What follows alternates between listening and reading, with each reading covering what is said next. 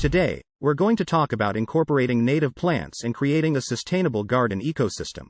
Incorporating native plants into your garden can help create a sustainable ecosystem. Native plants are well adapted to your local climate and can provide food and shelter for local wildlife.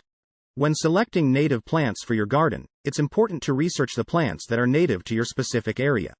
This will ensure that the plants you choose are well suited to your climate and will thrive in your garden. It's also important to plant a variety of different native plants.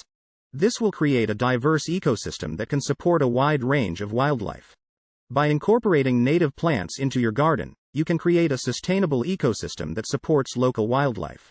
This can include birds, butterflies, and other beneficial insects.